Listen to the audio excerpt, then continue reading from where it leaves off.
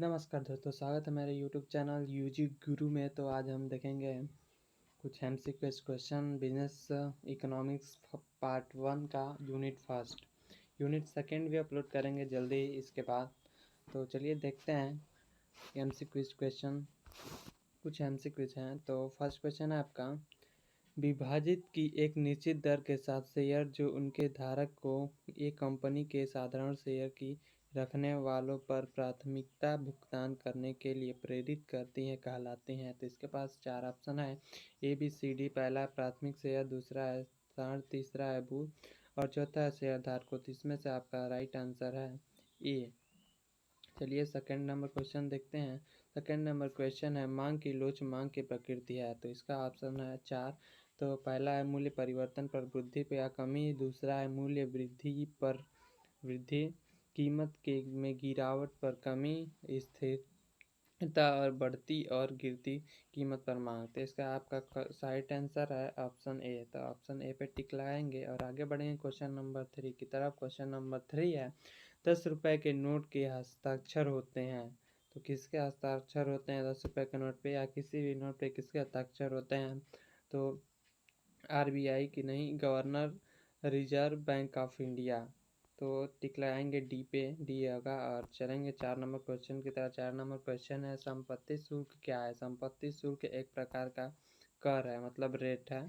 इसको हिंदी में कर बोलते हैं। 5वां नंबर क्वेश्चन देखते हैं। 5वां नंबर क्वेश्चन है, मांग का नियम वह वहाँ कीमत में वृद्धि के साथ कहलाती है। तो मात्रा का नियम, मात्रा का मांग में कमी। तो ए पे टिक लाएंगे, इसका ऑप्शन ए होगा। और बढ़ेंगे 6 नंबर क्वेश्चन पे। 6 नंबर क्वेश्चन है, मांग में वृद्धि के कारण हो सकता है।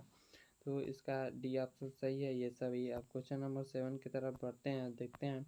मांग वक्र के अनुदिश इस संचालक को चित्रित किया जाता है। तो इसका ऑप्शन नंबर सी सही है। तो टिक लगाएंगे और आगे बढ़ेंगे क्वेश्चन नंबर 8 की तरफ। मांग वक्र हमेशा होता है, मांग वक्र हमेशा नीचे की ओर झुका होता है। तो टिक लगा के आगे बढ़ेंगे क्वेश्चन नंबर 9 की तरफ।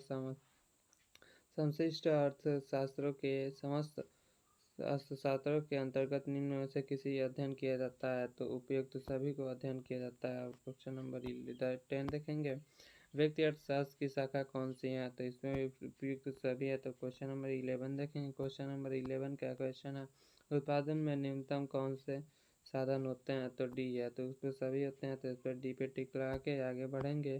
क्वेश्चन नंबर 12 देखेंगे, माइक्रो जिसका अर्थ होता है छोटा, निम्न में से कौन सा शब्द है? तो ग्रीक। आगे बढ़ेंगे 30 नंबर क्वेश्चन की तरफ चलते हैं। आर्थिक क्रियाओं का अध्ययन के संदर्भ में अर्थशास्त्र के 2 शाखाओं व्यक्ति और समष्टि में निम्न में से किसे विभाजित किया जाता है? तो इसका ऑप्शन सी है। सी पर टिक लगा के आगे बढ़ेंगे। यहाँ पे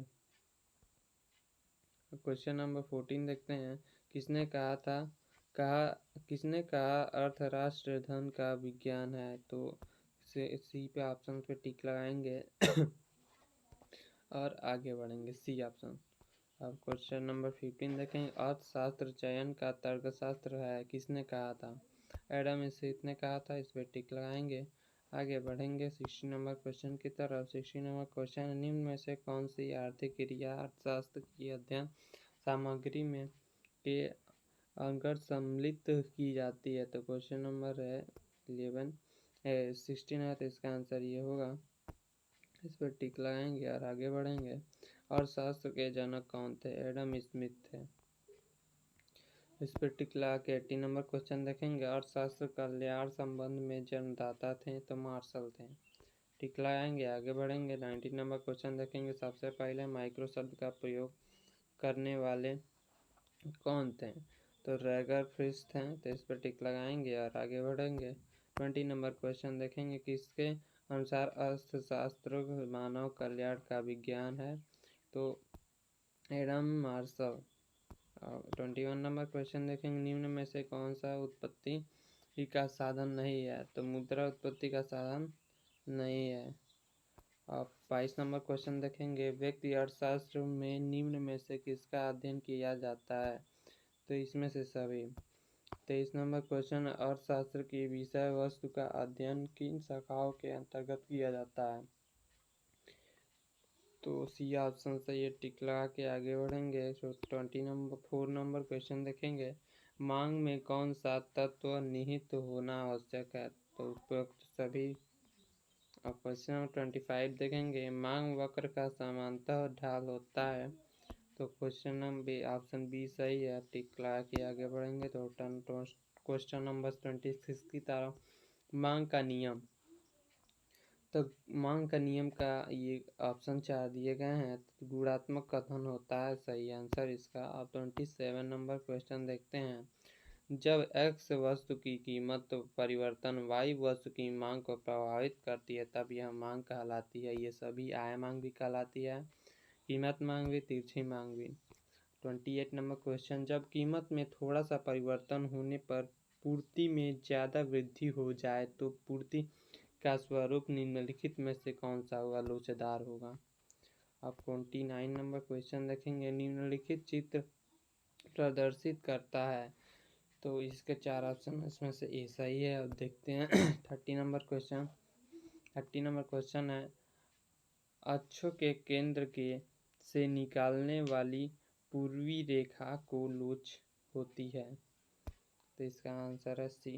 तो टिक लगाएंगे। उसके बाद देखेंगे अगला क्वेश्चन। अगला क्वेश्चन है। उपयुक्त विश्लेषण के प्रतिपादक थे। तो इसमें 4 ऑप्शन दिए गए हैं। कौन से ऑप्शन होंगे बताइए आप लोग। तो ये होंगे मार्शल।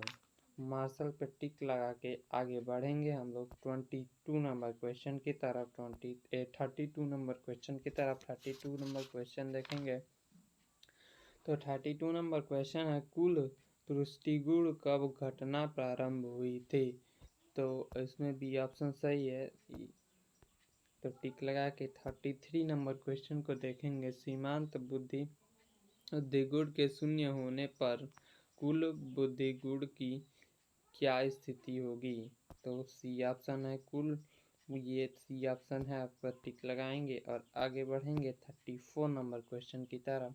सीमांत उपयोगिता में अभिप्राय है। तो इसका ऑप्शन 4 दिए गए हैं। तो टिक लगा के आगे बढ़ेंगे। सीमांत उपयोगिता द्वारा ह्रास नियम निम्नलिखित में से किससे लागू होता है? किस पे लागू होता है? सब पे लागू होता है, किसी पे नहीं लागू होता है। तो इस पर टिक लगा के आगे बढ़ेंगे। अब देखेंगे 36 नंबर क्वेश्चन। सीमांत उपयोगिता द्वारा ह्रास नियम के लागू होने के कारण निम्नलिखित हैं। उपयुक्त सभी पे टिक लगाएंगे क्योंकि यह सही है। आप लोग इस क्वेश्चन को, इस पीडीएफ को कम से कम 4 से 5 बार देखिए और उसके बाद आपको क्लियर हो जाएगा हर क्वेश्चन का आंसर, क्योंकि इसमें कन्फ्यूजन ज़्यादा होते हैं। और बढ़ते हैं 37 नंबर क्वेश्चन की तरफ। 37 नंबर ये लास्ट क्वेश्चन है इस पीडीएफ का। उसके बाद यूनिट सेकेंड हम अपलोड करेंगे पार्ट 1 का। ठीक है दोस्तों, चलिए देखते हैं 37 नंबर क्वेश्चन। सीमांत उपयोगिता ह्रास नियम उपयोगिता की भाव को मतलब किस भावना में मानता है? गणनावाचक विचार मानता है और क्रमवाचक विचार मानता है। और यदि ऑप्शन हो गया तो आपका ऑप्शन सही है 37 नंबर था। और हाँ दोस्तों, एक ज़रूरी बात आप लोगों को बता दें कि इसे लाइक और शेयर करना मत भूलिएगा। और किसी भी क्वेश्चन में आपको डाउट होता है या लगता है यह गलत है या ऐसे नहीं ऐसे होना चाहिए तो आप लोग कमेंट सेक्शन में ज़रूर लिखें। धन्यवाद दोस्तों, सब्सक्राइब करना मत भूलिएगा।